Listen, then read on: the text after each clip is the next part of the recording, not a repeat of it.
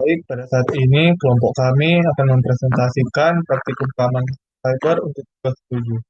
Mana anggotanya ada Konstantio Aryono Isworo dan saya sendiri Samuel Gideon Raranta. Termasuk pada lab yang pertama yaitu menjelajahi lalu lintas DNS. Dengan tujuan menangkap lalu lintas DNS, menjelajahi lalu lintas query DNS, serta menjelajahi lalu lintas respon DNS. Di mana untuk pertamanya kita akan menangkap lalu lintas DNS. Di sini kita disuruh menginstal Warfare untuk Windows. Di sini saya sudah menginstalnya. Kita langsung mulai saja ke penginstalannya.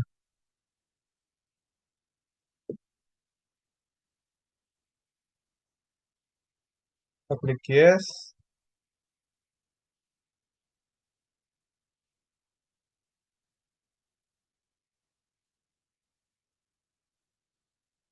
Klik next.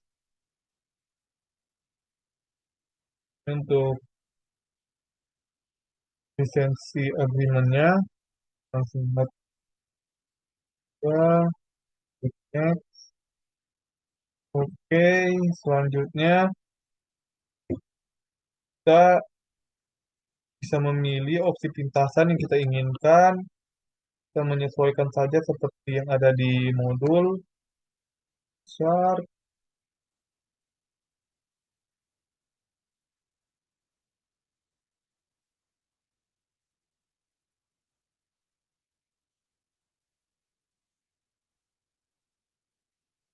Langsung kita next.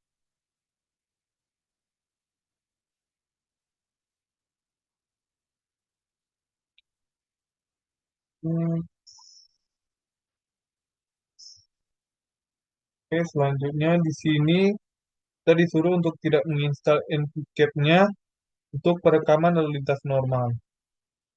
Nah, USB pcap ini bersifat eksperimental dan dapat menyebabkan masalah USB pada PC Anda. Jadi, kita tidak usah mencentang untuk install ini dan kita langsung next saja.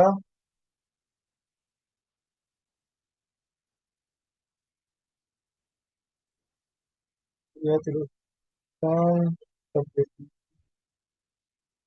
Ya, kita next, kita klik install.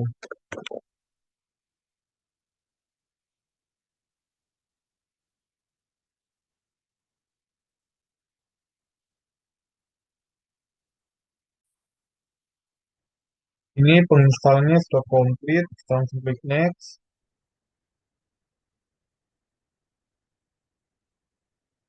finish. Nah, di sini kita disuruh membuka Command Prompt.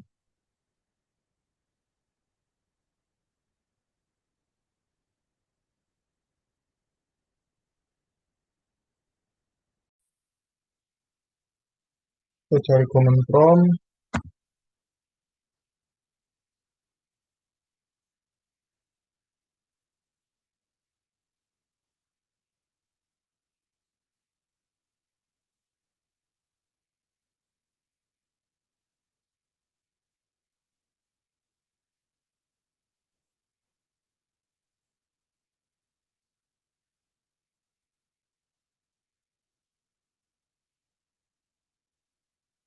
Oke, selanjutnya kita disuruh memasukkan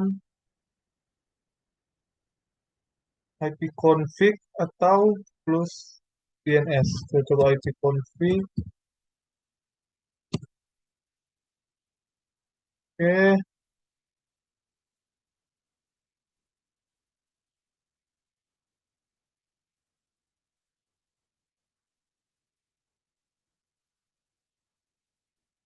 selanjutnya kita disuruh mengetik NS.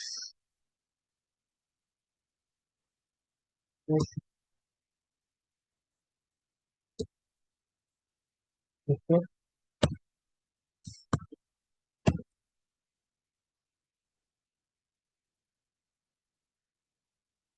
Nah, NS lookup ini untuk masuk ke mode interaktif. Selanjutnya kita masukkan nama domain, situs web, Ini nama domain yang kita akan gunakan yaitu www.visco.com.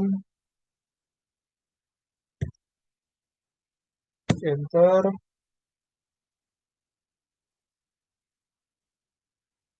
Nah, setelah itu kita bisa ketik exit setelah selesai dan menutup confirm.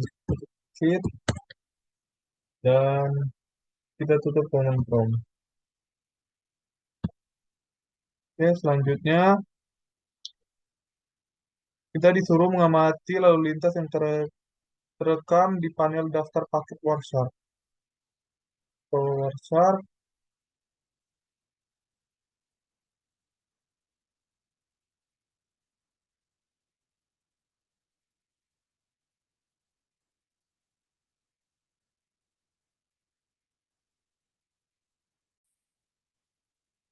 di sini Wireshark-nya sudah terbuka dulu.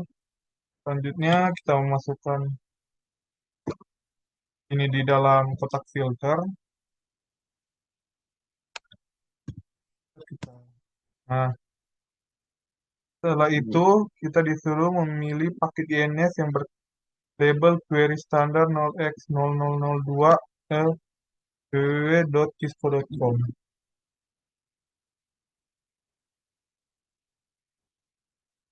Dulu,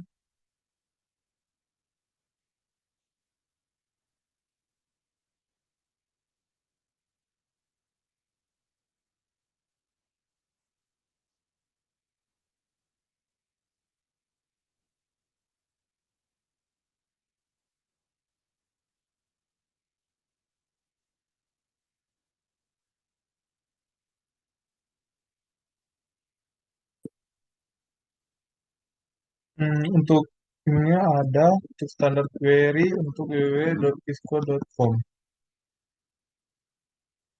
Selanjutnya,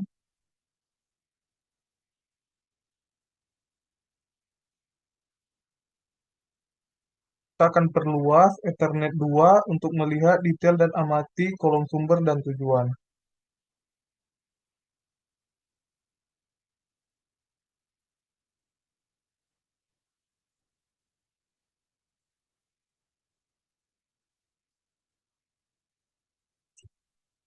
Nah, ini untuk info-infonya.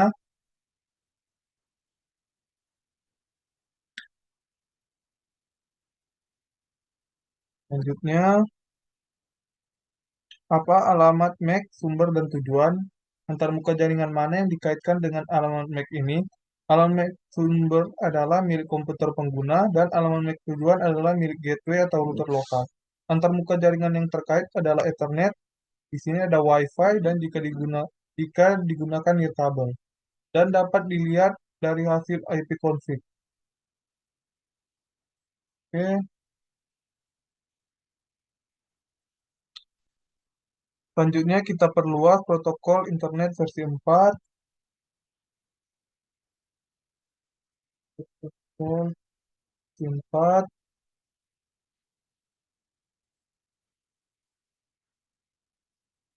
Setelah itu kita perhatikan alamat IPv4 dan sumber dan tujuan.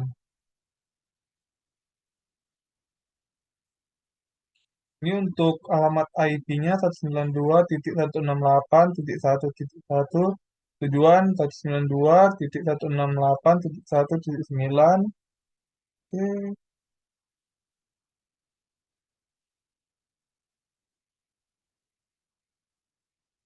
Nah, apa alamat IP sumber dan tujuan antarmuka jaringan mana yang dikaitkan dengan alamat IP ini? Nah, alamat IP sumber yaitu ini yang tadi sudah saya bacakan, dan ini untuk tujuannya. Nah, ini alamat IP dan destination IP-nya atau alamat IP tujuan. Oke.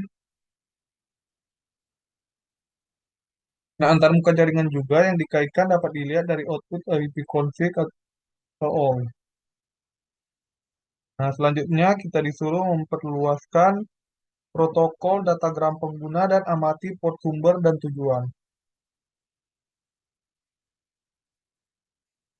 Hmm. Nah, source portnya itu ada 553 dan untuk destination port atau tujuan ada 52, 555. Nah, ini ini apa port sumber dan tujuan dan berapa nomor port DNS default. Terus saya buka kembali. Ini ada port pertama, ini ada untuk port tujuan.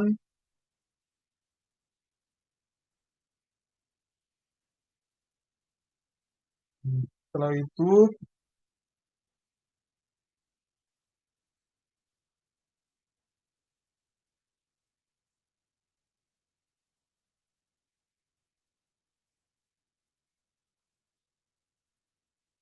kita disuruh membuka command prompt dan masukkan irp.e dan apconfig.all. Buka command prompt, buka saja yang baru.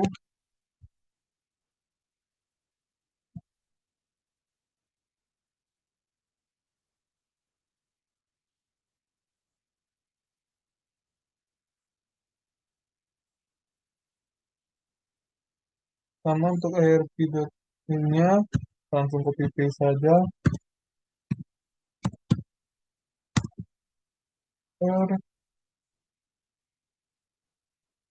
Selanjutnya kita masukkan ipconfig.all ini untuk mencatat alamat MAC dan IP PC.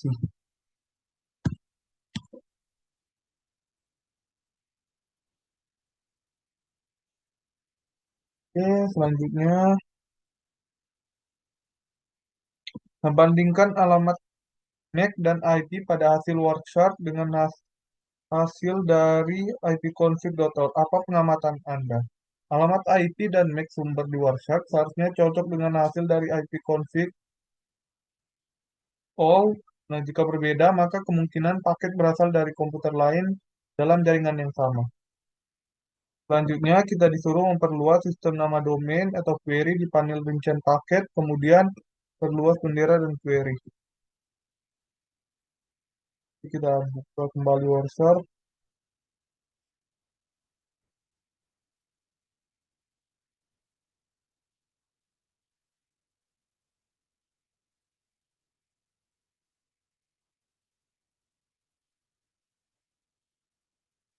yang flex, dan query. Oke, kita bahas lanjut. Nah, amati hasilnya. Flex diatur untuk melakukan query secara rekursif untuk mencari alamat IP ke www.cisco.com. Nah, seperti yang kita lihat di sini, ini untuk flexnya yang telah dibuka, ini untuk queries-nya itu ke www.cisco.com. Kita lanjut. Di sini untuk part selanjutnya menjelajahi lalu lintas respon DNS. Kita disuruh memilih paket DNS respon sesuai yang berlabel respon query standar 000 ke X000 www.cisco.com.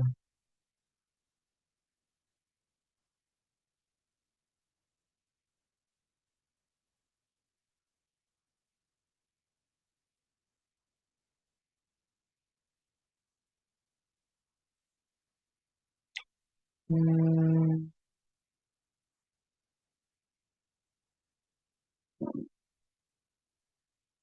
itu,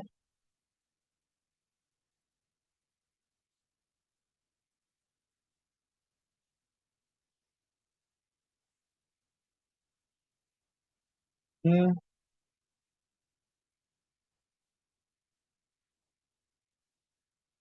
misalnya.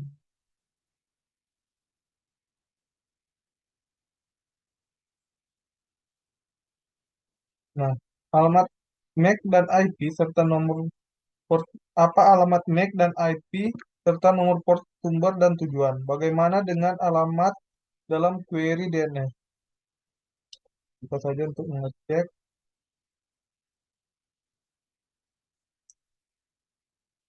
Pertama itu untuk Alamat MAC sumber pada response DNS adalah alamat MAC tujuan dari paket query DNS.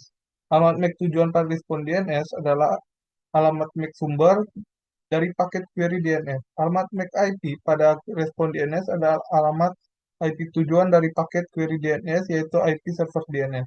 Alamat IP tujuan adalah alamat IP sumber dari paket DNS, yaitu IP pengguna, dan port sumber adalah, saya bisa cek di sini, sumber port 53, dan port tujuan adalah port acak yang digunakan klien untuk mengirim query DNS.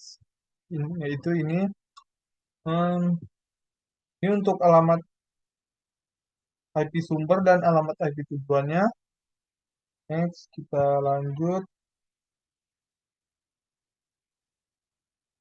Sini kita disuruh memperluas. Nah, sini kita disuruh memperluas domain name system response, kemudian perluas flex, query, dan answer.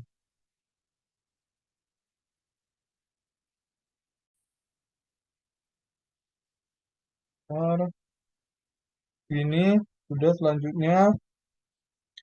Nah, amati catatan si name dan A dalam rincian jawaban bagaimana hasil tersebut dibandingkan dengan hasil NS lookup. Nah, hasil name dan A record yang ditampilkan di DNS response akan sama seperti hasil dari perintah NS lookup www.cisco.com. Kita masuk ke cerminan. Dari hasil warshat, apalagi yang dapat Anda pelajari tentang jaringan ketika Anda menghapus filter. Dapat terlihat berbagai jenis lalu lintas lain seperti HTTP, TCP, IRP, dan ICMP. Bisa menganalisis aktivitas pengerangkat, serangan jaringan, atau troubleshooting. Selanjutnya, bagaimana penyerang dapat menggunakan Wireshark untuk membahayakan keamanan jaringan Anda. Penyerang dapat memata-matai lalu lintas jaringan, mencuri kredensial, username atau password, melihat data sensitif, atau menyusun serangan lanjutan berdasarkan pola traffic.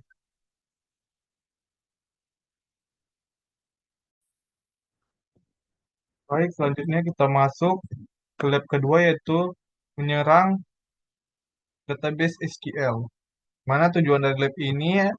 Kita akan melihat berkat PCIP dari serangan sebelumnya terhadap basis data SQL. Sini pertama kita membuka virtual machine-nya dan kita masuk ke application, contohnya CyberOps, ke Wireshark.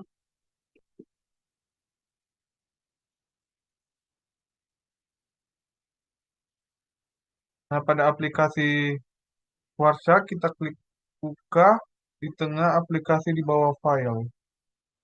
File, open, hmm, lalu form analis, dan cari lab support file.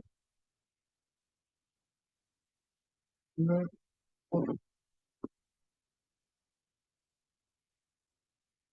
dulu.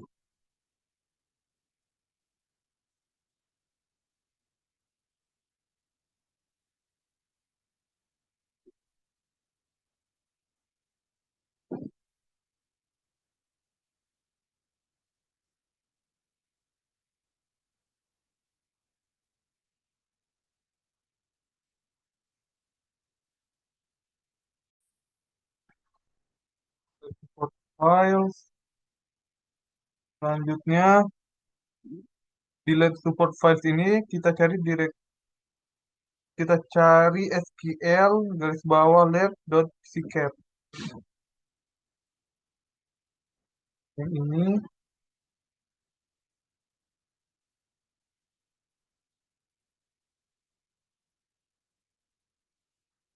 klik OK. Nah, sebelumnya ini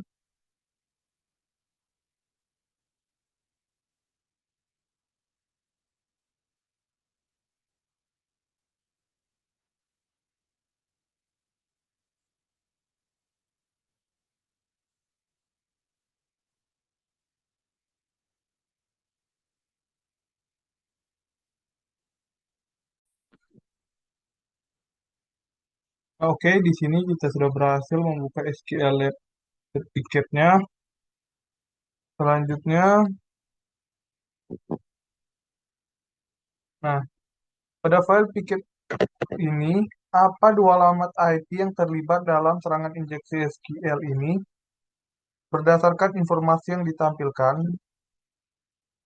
kita perbesar dulu.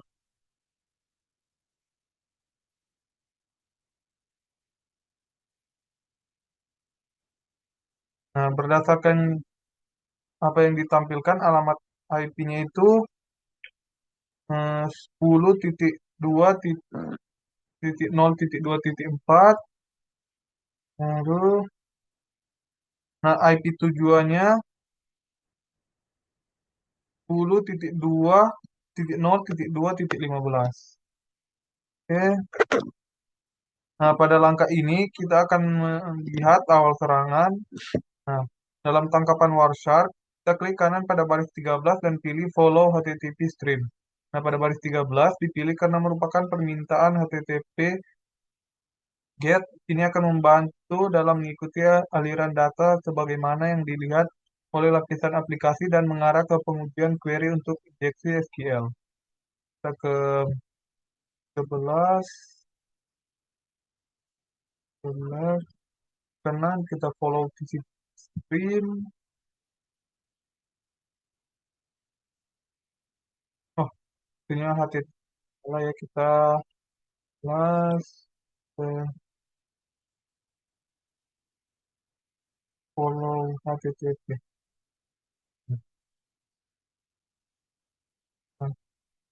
Nah, lalu lintas sumber ditunjukkan dengan warna merah. Sumber telah mengirim permintaan GET ke host 10.2.0.15. Dengan warna biru, perangkat tujuan merespon kembali ke sumber. Seperti ini untuk hostnya 10.0.2.15. Oke, selanjutnya. Nah, pada bagian B kita klik find dan masukkan satu sama dengan satu. Cari entry ini. Nah, saat teks ditemukan, klik batal di kotak pencarian, temukan teks dan string sama dengan satu. Oke, kita find sama dengan satu, kita find. Ya. Nah, perangkat penyerang telah memasukkan query satu sama dengan satu ke dalam kotak pencarian user ID pada target 10.0.2.15. Untuk melihat apakah aplikasi tersebut rentan terhadap injeksi SQL. Alih-alih aplikasi merespons dengan pesan kegagalan login, aplikasi tersebut merespons dengan rekaman dari basis data. Penyerang telah memverifikasi bahwa mereka dapat memasukkan perintah SQL dan basis data akan merespon rangkaian pencarian satu sama dengan satu, membuat pernyataan SQL yang akan selalu benar. Dalam contoh tersebut, tidak masalah apa yang dimasukkan ke dalam bidang tersebut, itu akan selalu benar. Oke, selanjutnya kita klik, kita tutup jendela ikuti aliran HTTP.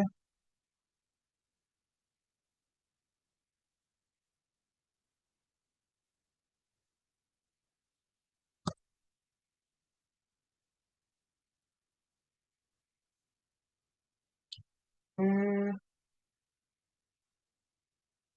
selanjutnya kita klik hapus untuk menampilkan seluruh percakapan di WordPress. Sudah, kita sudah clear. Nah, pada step ketiga itu serangan injeksi SQL terus berlanjut. Nah, di dalam tangkapan warchar, kita klik kanan pada baris 19 dan pilih ikuti aliran HTTP. 19,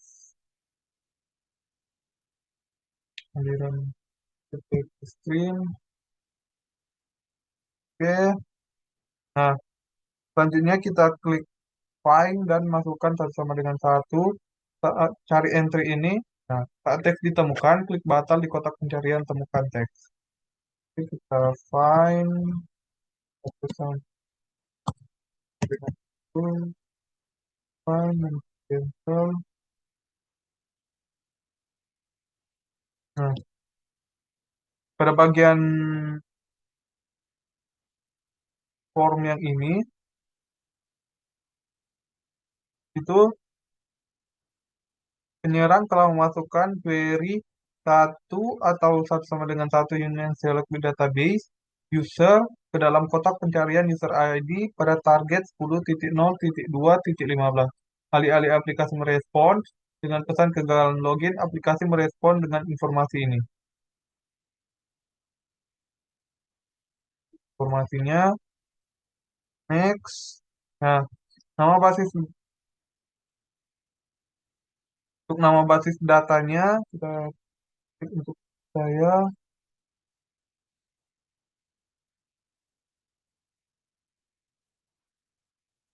Kalau dari modul namanya Diviwa dan pengguna basisnya di DWA localhost. Hmm,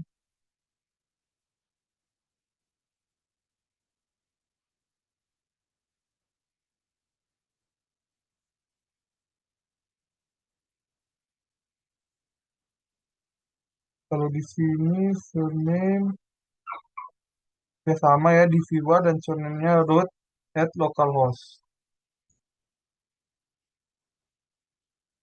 Selanjutnya kita tutup jendela aliran HTTP dan klik clear. Nah, step selanjutnya itu serangan injeksi SQL memberikan informasi sistem. Nah, penyerang melanjutkan dan mulai menargetkan informasi yang lebih spesifik. Nah, dalam tangkapan Warshard, kita klik kanan pada baris 22 dan pilih follow HTTP stream. Dalam warna merah, lalu lintas sumber ditampilkan dan mengirimkan permintaan GET ke host 10.0.2.15. Dalam warna biru, perangkat tujuan merespons kembali ke sumber. Ke halaman 22.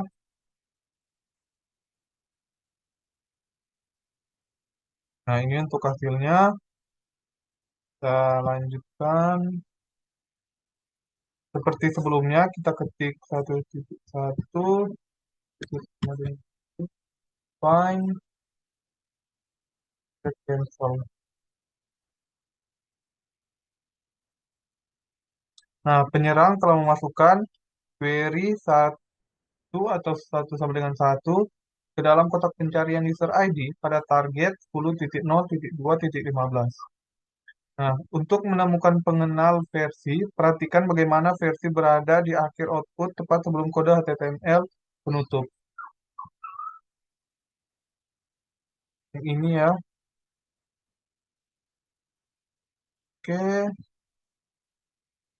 Nah, ada untuk pertanyaan, apa versinya?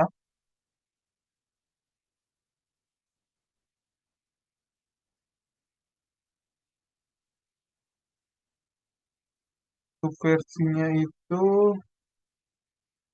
5.7.12 yang ini ya, belum akhir HTML. Oke, selanjutnya kita klik hapus, tangkapan warchar, lihat saja, next. Pada step 5, serangan injeksi SQL dan informasi tabel. Nah, penyerang mengetahui bahwa ada sejumlah besar tabel SQL yang penuh dengan informasi, dan penyerang mencoba menemukannya. Dalam tangkapan warchar, kita klik kanan pada baris 25 dan pilih follow HTTP stream. 25, oke. Nah, sumber ditampilkan dalam warna merah. Sumber telah mengirim permintaan GET ke host 10.0.2.15. Dalam warna biru, perangkat tujuan merespons kembali ke sumber. Ini seperti sebelumnya juga. Nah, nah, kita klik find dan masukkan user, users, dan cari entry yang ditampilkan di bawah. Oke, find, users, find.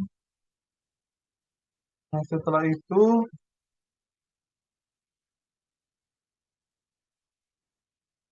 Hmm,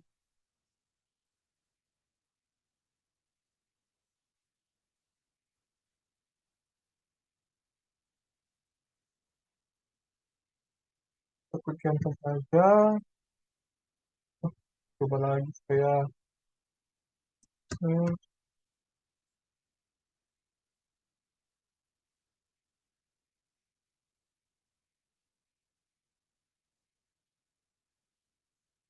oke. Nah, penyerang telah memasukkan query satu atau satu sama dengan satu ke dalam kotak pencarian user ID pada target 10.0.2.15 untuk melihat semua tabel dalam basis data. Ini memberikan output yang sangat banyak dari banyak tabel karena penyerang menemukan null tanpa spesifikasi lebih lanjut. Ini ada ya di sini null tanpa spesifikasi untuk ini untuk nama-nama tabelnya. Oke, kita lanjut. Nah, apa yang akan dilakukan perintah yang dimodifikasi satu for satu sama dengan satu union select null column name from information garis bawah skema dot columns where table garis bawah name sama dengan user untuk penyerang. Nah, perintah ini akan mencari semua nama kolom yang ada di dalam tabel bernama user.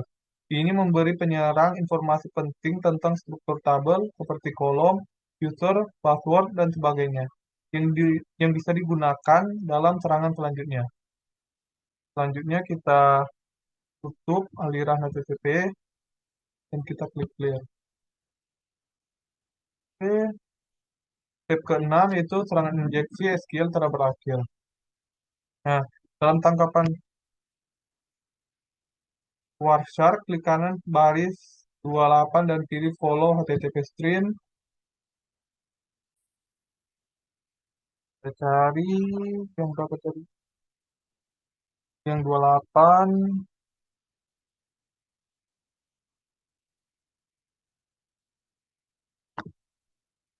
stream.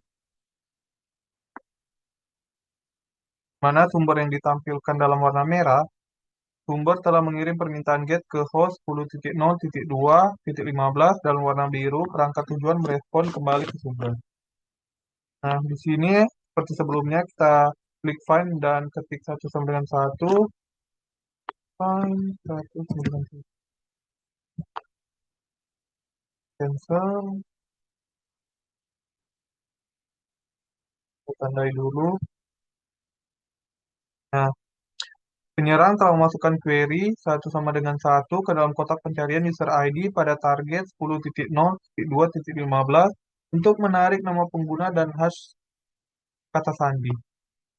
Nah, pengguna manakah yang memiliki hash kata sandi yang ini? Hmm,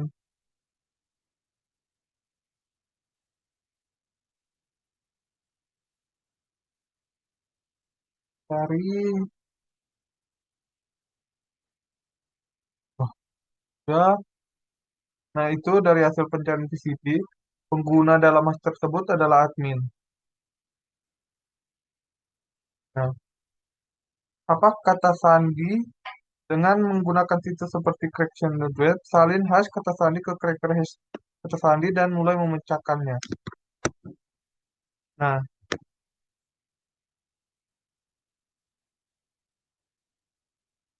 apa kata sandi teks biasa? Nah, jika hashnya ini masukkan ke situs seperti https crackstation.net, hasilnya yaitu admin. Selanjutnya kita masuk ke cerminan. Apa resiko jika platform menggunakan bahasa SQL? Nah, resikonya SQL injection memungkinkan penyerangan mengakses, memodifikasi, atau menghancurkan data. Dapat mencuri kredensial, hapus data, atau mengambil alih kendali database sepenuhnya. Rentan, rentan jika input dari pengguna tidak divalidasi. Nah, kita disuruh menjelajahi internet dan lakukan pencarian dengan kata kunci mencegah serangan injeksi. Nah, apa saja dua metode atau langkah yang dapat diambil untuk mencegah serangan injeksi SQL? Nah, dari pencarian yang telah kami lakukan, ada dua cara, yaitu menggunakan prepared statement atau parama- parameterized queries agar input tidak langsung disisipkan ke dalam query SQL. Yang kedua itu validasi dan sanitasi input pengguna, itu menghindari karakter berbahaya seperti koma atas atau garis garis tengah dua kali atau titik koma dan juga titik.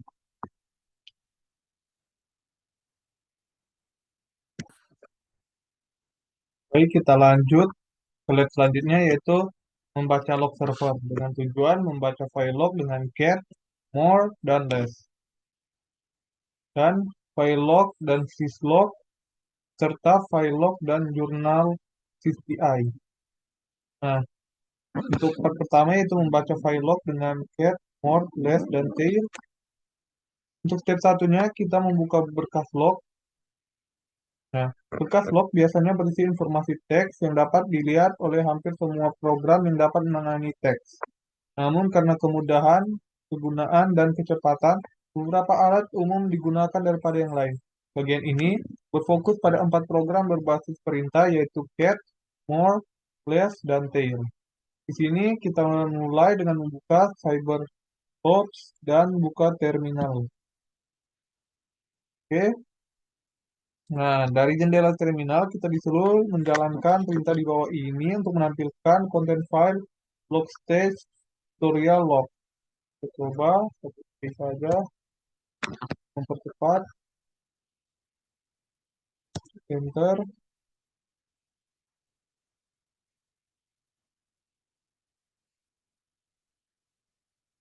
Nah, ini untuk hasilnya. Nah, isi berkas harus bergulir melalui jendela terminal hingga semua konten telah ditampilkan. Ini untuk hasilnya. Nah, apa kelemahan penggunaan cat pada berkas teks besar? Cat menampilkan seluruh isi file sekaligus tanpa jeda. Nah, ini menyebabkan pengguna sulit membaca jika terlalu besar karena isi file akan langsung meluncur keluar layar. Nah, hal populer lainnya untuk memvisualisasikan berkas log adalah more. Mirip dengan get, more juga merupakan alat berbasis perintah Unix yang dapat membuka berkas teks dan menampilkan konten berkas di layar. Perbedaan utama antara get dan more adalah more mendukung pemisahan halaman yang memungkinkan pengguna untuk melihat konten berkas satu halaman dalam satu waktu. Ini dapat dilakukan dengan menggunakan bilas spasi untuk menampilkan halaman berikutnya. Oke, selanjutnya dari jendela terminal yang sama, gunakan perintah di bawah ini untuk menampilkan kembali si berkas log stage tutorial. Kali ini kita menggunakan more. Copy paste saja.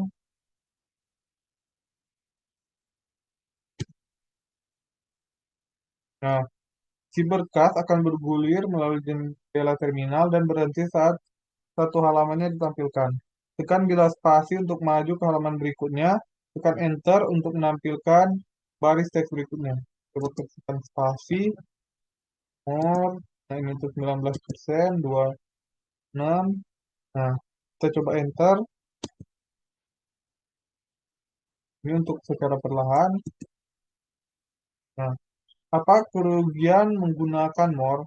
More hanya memungkinkan melihat ke depan satu halaman dalam satu waktu. Tidak bisa melakukan scroll mundur ke atas untuk melihat halaman sebelumnya.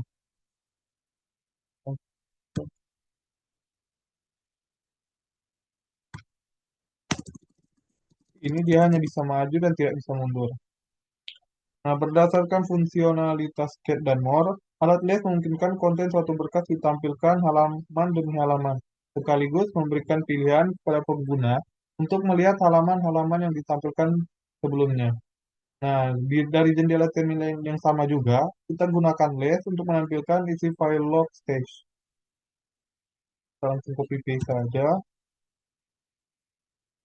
Kita paste di sini, kita klik enter. Nah, isi berkas harus bergulir melalui jendela terminal dan berhenti saat satu halaman ditampilkan.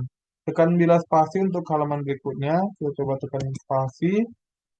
Nah, tekan enter untuk menampilkan baris teks berikutnya. Gunakan panah ke atas dan ke bawah untuk bergerak maju mundur melalui berkas teks. Seperti ini. Coba kita klik enter, sama juga. Nah, kita gunakan tombol key pada keyboard untuk keluar dari les. Kita klik key, nah, udah. Selanjutnya, perintah tail menampilkan akhir dari sebuah berkas teks. Secara default, tail menampilkan 10 baris terakhir dari berkas tersebut. Nah, kita akan menggunakan tail untuk menampilkan 10 berkas terakhir. Kita masukkan form ini, kita Ctrl C, kita langsung copy paste.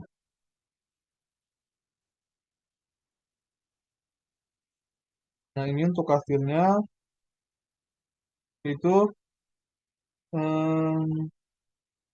10 baris terakhir. Selanjutnya, kita masuk ke step berikutnya, yaitu mengikuti log secara aktif. Dalam beberapa situasi, sebaiknya Anda memantau berkas log saat entry log ditulis ke berkas log. Untuk kasus tersebut, perintah tail minf sangat membantu. Gunakan tail minf untuk secara aktif memantau isi file var log syslog. Kita coba, Ctrl C, di sini, port fiber ops. Nah, apa perbedaan output dari tail dan tail minf? Jelaskan. Tail hanya menampilkan 10 baris terakhir dari file, tapi tail minf menampilkan 10 baris terakhir dan terus memantau file secara real time sehingga baris baru akan muncul saat filenya itu diperbaharui.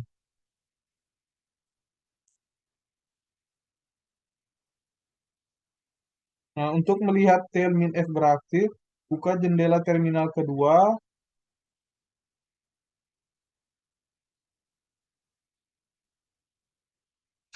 Jendela terminal kedua, atur tampilan Anda dapat melihat kedua jendela terminal.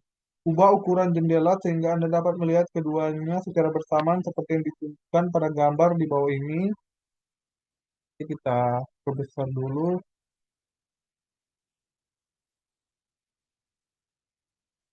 Nah, bisa.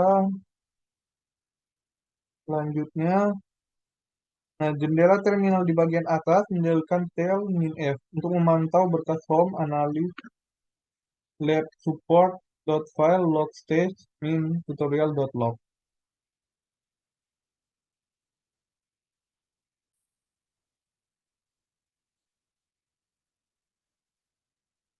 Nah, di sini juga gunakan jendela terminal di bagian bawah untuk menampilkan informasi ke berkas yang dipantau. Nah, agar lebih mudah divisualisasikan, pilih jendela terminal teratas dan tekan Enter beberapa kali. Nah, ini akan menambahkan baris antara konten berkas saat ini dan informasi baru yang akan ditampilkan. Nah, ini kita klik Enter dan kita balik. Nah, pada jendela terminal bawah kita masukkan prompt ini, Ctrl C, paste, Enter. Nah, dia langsung muncul di terminal bagian atas untuk ininya, kata-kata yang telah dibuat, tambahan tambahan kata yang telah dibuat itu. Jadi selanjutnya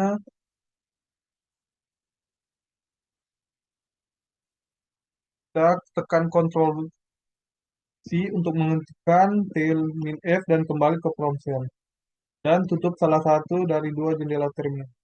Oke, Ctrl C, kita tutup saja ini. Oke, selanjutnya,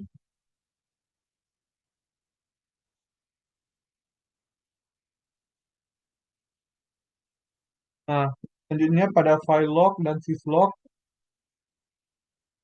Nah, karena pentingnya hal tersebut merupakan praktik umum untuk memusatkan berkas log dalam satu komputer pemantauan.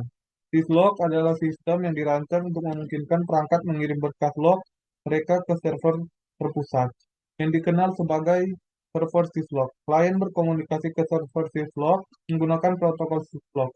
Syslog umumnya digunakan dan mendukung hampir semua platform komputer. Operasi si Cyber Workstation VM menghasilkan berkas log tingkat sistem operasi dan menyerahkannya ke syslog.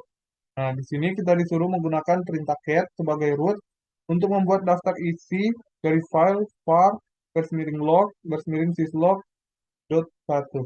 File ini menyimpan entry log yang dihasilkan oleh cyber sistem operasi virtual machine workstation dan dikirim ke layanan syslog. Nah, pada bagian ini kita masukkan sudo cat-nya, browse saja kita copy paste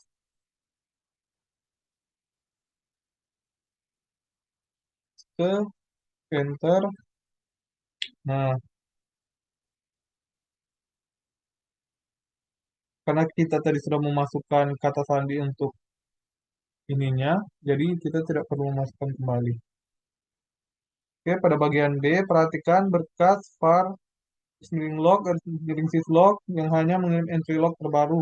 Agar berkas syslog tetap kecil, sistem operasi secara berkala merotasi berkas log, mengganti nama berkas log lama menjadi syslog 1, syslog 2, dan seterusnya.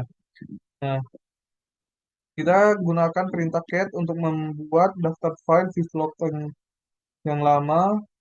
Kita coba untuk copy paste saja. Paste, enter. Yang kedua,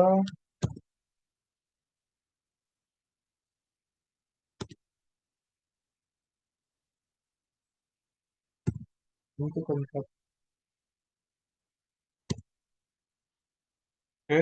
Nah, dapatkah Anda memikirkan alasan mengapa sangat penting menjaga waktu dan tanggal komputer tetap sinkron dengan benar? Nah, karena waktu dan tanggal yang akurat sangat penting untuk analisis log dan audit keamanan. Jika timestamp tidak sinkron, maka akan sulit menentukan urutan peristiwa yang benar. Sistem keamanan, pencatatan aktivitas, replikasi data, dan autentifikasi jaringan sangat bergantung pada sinkronisasi waktu. Ketidaksinkronan bisa menyebabkan gagal login, kesalahan komunikasi, atau analisis forensik yang keliru. Oke, kita masuk ke part selanjutnya yaitu file log dan jurnal CTI. Di ini untuk step satunya menjalankan jurnal CTI tanpa opsi. Untuk melihat jurnal, gunakan perintah jurnal CTL. Nah, perintah jurnal CTL ini adalah alat menafsirkan dan menampilkan entry log yang sebelumnya disimpan dalam berkas log biner jurnal. Kita langsung copy paste saja dan kita masukkan ke terminal. Nah, menjalankan jurnal CTL sebagai root akan menampilkan informasi yang lebih rinci. Nah, kita bisa menggunakan Ctrl C untuk keluar dari tampilan, Ctrl C. Nah, untuk step selanjutnya, jurnal CTL dan beberapa opsi. Di ini kita gunakan jurnal CTL min UTC untuk menampilkan semua stempel waktu dalam waktu UTC. Copy paste saja. Hmm, ya,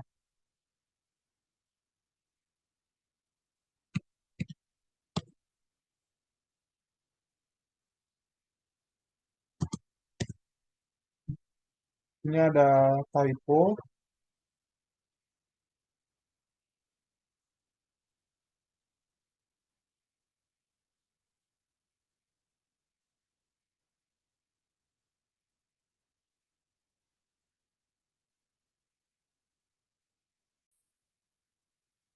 Lagi,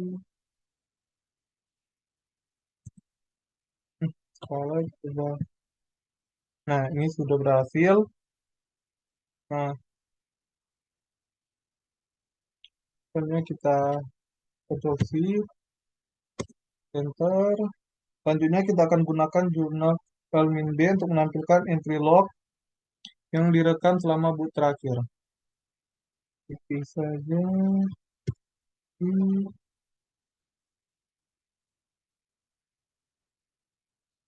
hmm. Oh, ini enter. Nah, punya. Nah, selanjutnya kita enter. Aja ini untuk ke halaman berikutnya atau line berikutnya. Untuk keluar kita Ctrl C. Selanjutnya kita disuruh menggunakan jurnal CTL untuk menentukan layanan dan jangka waktu untuk entry log. Perintah di bawah ini menunjukkan semua log layanan Minx yang direkam hari ini.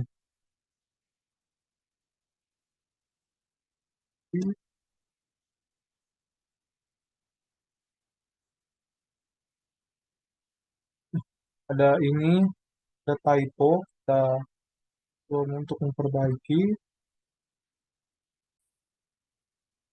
Oke, ini sudah berhasil. Kita bisa Ctrl C untuk keluar, enter. Nah, selanjutnya gunakan saklar mink untuk hanya menampilkan pesan yang dihasilkan oleh kernel. Copy paste saja di paste. Oh,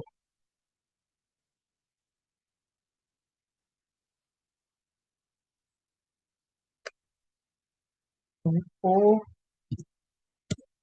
Nah, setelah itu enter untuk halaman ke baris selanjutnya. Ctrl C keluar. Nah, mirip dengan TLMinF dijelaskan di atas, gunakan saklar minf untuk secara aktif mengikuti log saat sedang ditulis.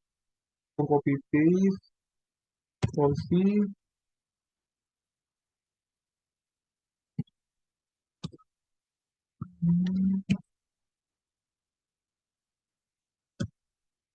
enter,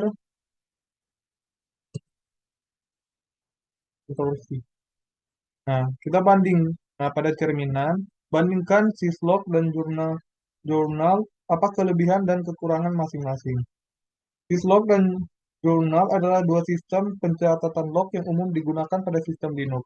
Syslog menggunakan format teks biasa, mudah dibaca, dan kompatibel dengan berbagai platform dan alat mentoring, namun memiliki keterbatasan dalam metadata dan kemampuan pencarian.